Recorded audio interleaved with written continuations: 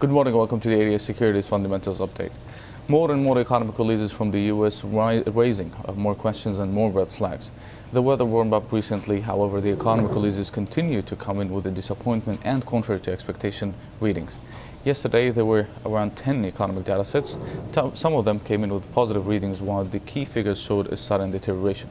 Jobless claims fell to the lowest level since 2007. CPI and core CPI increased by 0.3% and 0.2% in line with expectation, while the Empire State Manufacturing Index rose to 4-year highs.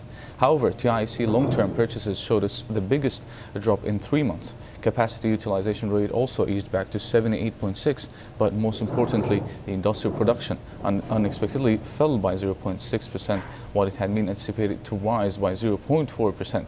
Furthermore, Philadelphia Fed Manufacturing Index fell back to 15.4, down from 16.6. And finally, NAHB Housing Market Index came in contrary to expectations, declining to 45, while it had been anticipated to rise to 49. And the previous reading also has been revised down to 46 from 47.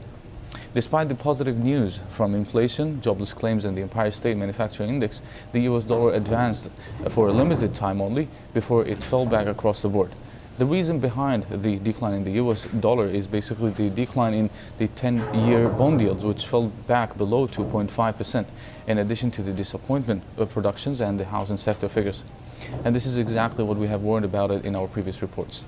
Now, as for the Asian session today, there were no economic data sets, and Janet Yellen's speech showed no significant remarks, while stronger yen hit the Asian stocks again. Going forward to the European session today, there are a few economic releases from France, Italy, and the Eurozone.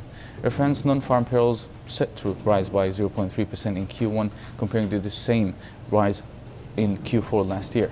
In Italy, trade balance surplus set to decline back to 2.47 billion euros in March, down from 2.62 billion, while the Eurozone trade balance surplus may rise to 7.21 billion euros in March, up from 15 billion in late February. As for the US session today, we will be focusing on further housing data, which likely to come in with another disappointment figures. Building permits set to rise to 1.01 million in April, up from 1 million in late March. Housing starts may rise to 0.98 million in April, up from 0.95. And finally, University of Michigan consumer sentiment set to rise to 84.7 in May, up from 84.1. Another disappointment figures are likely to weigh on the US dollar further today.